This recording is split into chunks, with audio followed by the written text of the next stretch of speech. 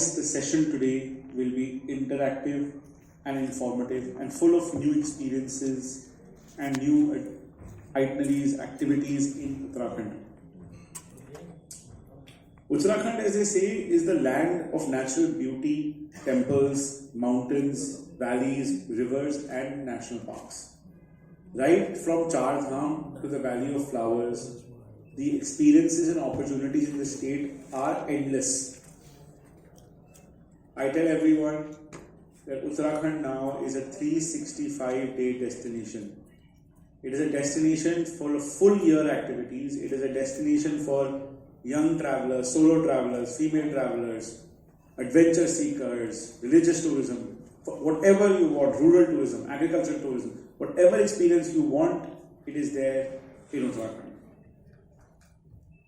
Anyway, I am Nikhiljeet from DDP Group, and now I would like to welcome Mr. Kamal Kishore Joshi, who is PRO of Uttarakhand Tourism Development Board, to come to address all of you and talk about some new initiatives of Uttarakhand tourism. Sir, could we please have you on stage?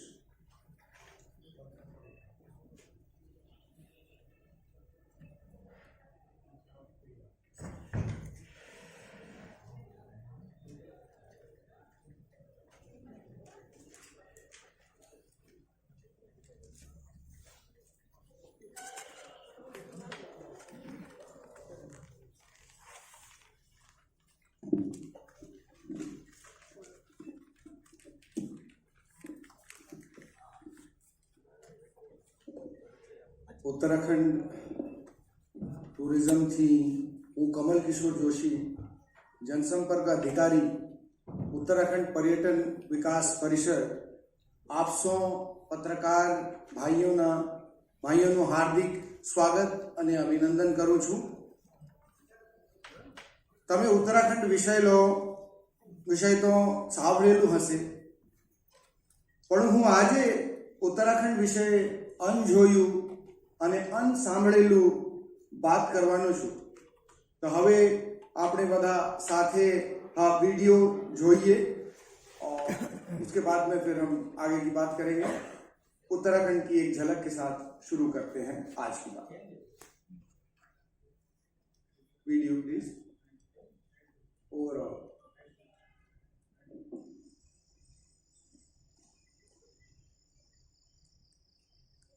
Ahmedabad के विद्वान पत्रकारजनों का हार्दिक स्वागत करता हूं कि आप अपने बहुमूल्य समय में से कुछ अनमोल पल आपने हमारे साथ बिताने का फैसला किया है. चार धाम यात्रा से शुरुआत करते हैं, क्योंकि उत्तराखंड और गुजरात के बीच में जो रिश्ता है वो चार धामों का एक सीधा कनेक्शन है. आपके यहाँ भगवान द्वारकापुरी में विराजते हैं और हमारे यहाँ बद्रीनाथ धाम में, और चार धाम यात्रा पर गुजरात के लोग बढ़ चढ़ कर हिस्सा लेते हैं.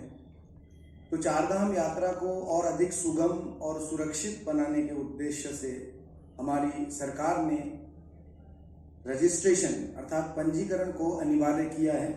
प्रत्येक यात्री को चार धाम यात्रा पर आने से पहले पंजीकरण करना अनिवार्य है, और ये पंजीकरण वेबसाइट या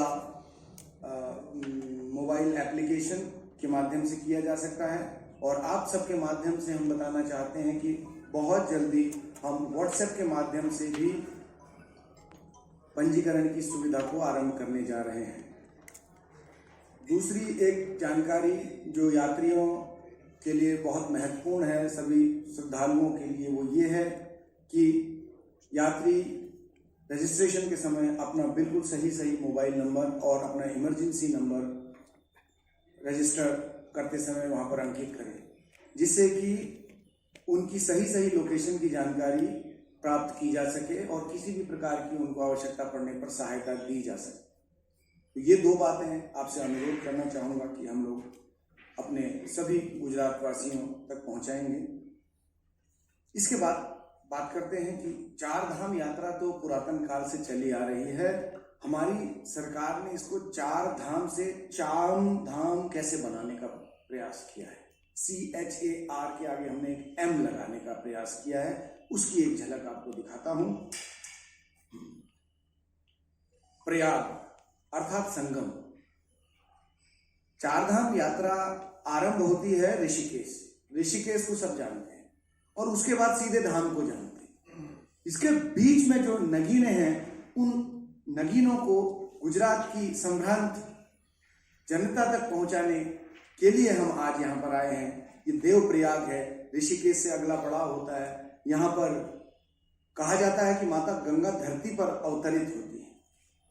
भागीरथी और अलकनंदा का संगम है ये। माना जाता है कि यहीं पर भगवान से जो भगीरथ जी थे, उन्होंने महाराज भगीरथ ने तपस्या करके गंगा जी यहाँ पर अवतरित। जो टूर ऑपरेटर से उनके बीच में भी एक संवाद के वो भी एक सेशन रखा है।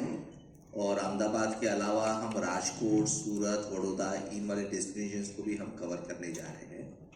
जो मुख्य उद्देश्य आज के इस इन्वेस्टमेंट कॉन्क्लेव के रोड शो का जो था वो ये था कि हमारे यहाँ भी टूरिज़्म सेक्टर में काफ़ी संभावनाएं प्राइवेट इन्वेस्टमेंट की है। उस दृष्टिकोण से यहाँ के जो इन्वेस्टर्स थे उनके साथ आज सुबह का रोड शो हुआ है। और आपके माध्यम से भी मैं अपील करना चाहूँगा कि उत्तराखंड में जब भी हम बात करते हैं तो लोगों के दिमाग में मसूरी, नैनीताल, रानीखेत, हरिद्वार ऐसी चीज़ें आती है। चारधाम आते हैं, बद्रीनाथ, केदारनाथ, यमुनोत्री, गंगोत्री, ये तो है ही है। परंतु जिसे हम बोलते हैं ना अल्पज्ञात destination and lesser known destination, जिसके बारे में भी जोशी जी ने कहा, वो भी आपके माध्यम से अगर लोगों तक पहुँचते हैं तो लोग भी इस जगहों पे जाने के लिए इच्छुक रहेंगे। उनको भी पता चलेगा कि ये भी डेस्टिनेशन उत्तराखंड में है, ताकि उनका फुटफॉल उत्तराखंड में पड़े। उत्तराखंड में ऑलरेडी 3,92,00,000 इतना हमारा टूरिस्ट इस साल पिछले साल आया है। और पर्यटन के दृष्टिकोण से काफ़ी संभावनाएं उत्तराखंड में हैं। और उसी दृष्टिकोण से आज हमने यहाँ पे इन्वेस्टर का रोड शो भी रखा था।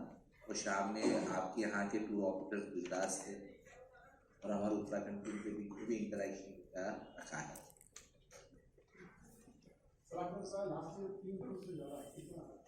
3,92,00,000 का हमारा टूरिस्ट आया था। हाँ जी, ऑलमोस्ट हमारे यहाँ पे चारधाम में आपके यहाँ से गुजरात से 12 से 15% टूरिस्ट आता है, तो मेजर है। और यदि हम देखें लेजर टूरिज्म में भी गुजरात से काफ़ी मात्रा में टूरिस्ट आना शुरू हुआ है। इसलिए हमने सबसे पहले जो रोड शो रखे हैं हमने शुरू किया गुजरात से शुरू किया। गुजरात के अलावा कौन से स्टेट के हैं ज़्यादा, apart from Gujarat which state?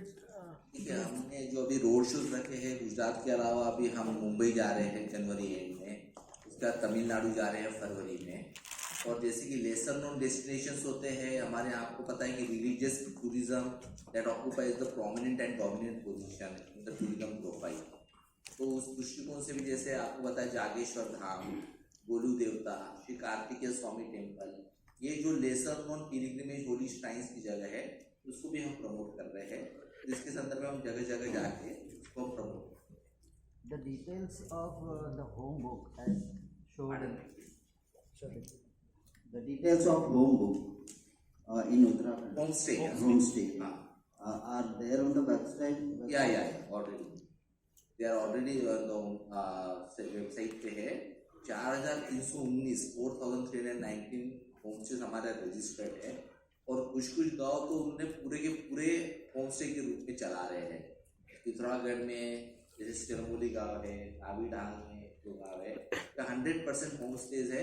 और गाँव के लोगों के खुद के इंस्टाग्राम पेजेस है जिसके माध्यम से वो उसको मार्केट भी करते हैं।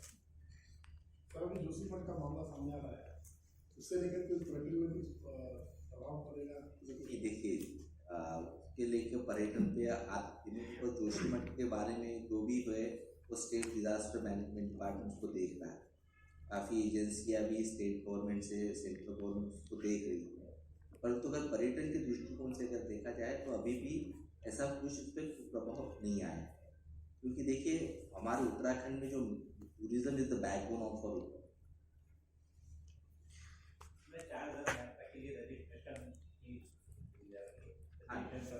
हाँ, तो इसमें रजिस्ट्रेशन करवाने के बाद जब यात्री जाएगा तो राज्य सरकार की भूमिका क्या होगी इसमें, और रजिस्ट्रेशन का यूज आप क्या करते हैं? बहुत अच्छा सवाल आपने पूछा है इसमें, क्योंकि देखिए चार धाम के सापेक्ष में अगर हम देखे जाए तो टूरिस्ट कैरिंग कैपेसिटी का निर्धारण होना बहुत जरूरी है। क्योंकि आपको पता है कि केदारनाथ, यमुनोत्री, विशेषकर ये जो दो धाम हैं, केदारनाथ के लिए मुझे ऑलमोस्ट 16 किलोमीटर का ट्रैक करके जाना पड़ता है। अगर यमुनोत्री की अगर मैं बात करूँ तो 6 किलोमीटर का ट्रैक करके मुझे जाना पड़ता है। और 12,000 फीट पे अगर हम केदारनाथ जहाँ पे स्थित है वहाँ पे भी उसकी भी अपनी कैपेसिटी है टूरिस्ट के एकोमोडेट करने की। Same thing applies to Yamunotri also. इसलिए पिछले साल की भांति इस साल भी हमने रजिस्ट्रेशन जो टूरिस्ट का है कंपलसरी किया है।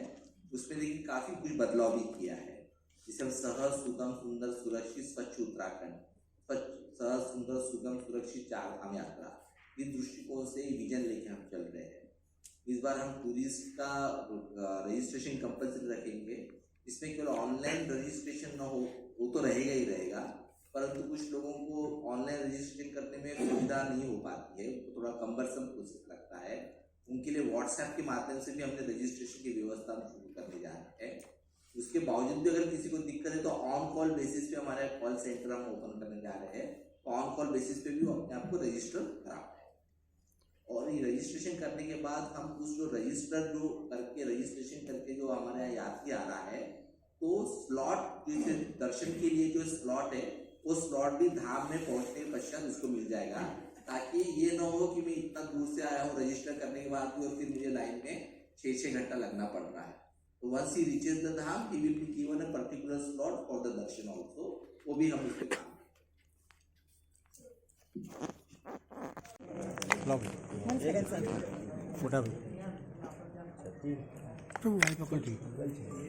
सिंगल से दवा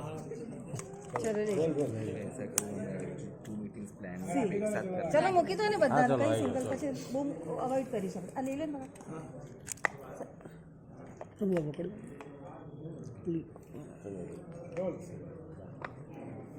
सर आपका नाम बताइए। मैं Sachin Kumar, secretary tourism, government of Uttarakhand. Sir चारों तरफ देखना है। सर ये बताइए, आज आप उत्तराखंड टूरिज्म को प्रमोट करने के लिए आए, लेकिन ऑलरेडी उत्तराखंड में जो जोशीमठ है वहाँ पे कुछ प्रॉब्लम्स चल रहे हैं, वहाँ पे उसकी बहुत सारी न्यूज़ बाहर आ रही है। इन बीच में आप उत्तराखंड टूरिज्म को यहाँ पे प्रमोट करना चाहिए।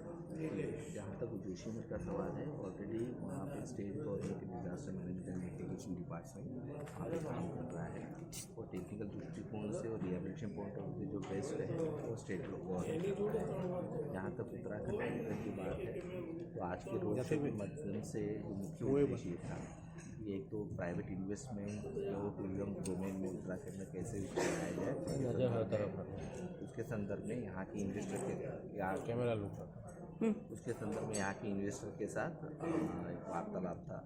शाम में हमारे उत्तराखंड के टूर ऑपरेटर्स और गुजरात के जो टूर ऑपरेटर्स हैं, इनके बीच में इंटरेक्शन भी है, क्योंकि हमारा सीज़न अभी जब चालू होगा तो जो यात्री आते हैं, जो टूरिस्ट आते हैं, उनके बुकिंग में उनको लेके जो प्रोसीजरल रिजीम्स है, उनको लेके जो रजिस्ट्रेशन की जो प्रक्रिया है, उनमें किसी तरह का विसंवाद है। सर योग गुजरात की बात की जाए तो गुजरात से कितने टूरिस्ट जो है वो एवरी ईयर? देखिए काफ़ी, अगर चारधाम यात्रा के दृष्टिकोण से देखें तो ऑलमोस्ट 10 से 12% टूरिस्ट आपको गुजरात से आता है, और जो लेजर टूरिज्म में भी गुजरात से आने वाले टूरिस्ट की संख्या काफ़ी बढ़ी है। सर योग शिविर का आप जो बात कर रहे हैं, नया attraction of that is that, what is that? Actually international yoga festival हमारे यहाँ 1 मार्च से लेकर 7 मार्च के बीच में हम आयोजित करने जा रहे हैं। इसमें डिफरेंट स्कूल्स ऑफ योगा भी इसमें पार्टिसिपेट करने जा रहे हैं, कुछ फॉरेन कंट्रीज से डेलीगेशंस भी आ रहे हैं, और एक अच्छा बड़ा इवेंट हम 1 मार्च से 7 मार्च के बीच में ऋषिकेश में करते हैं। गुजरात से कितना एक्सपेक्टेशन है आपको? नहीं, आज हमने शाम को टूर ऑपरेटर के साथ इस संदर्भ में बैठक भी है, उसके बाद हम ओके सर, थैंक यू।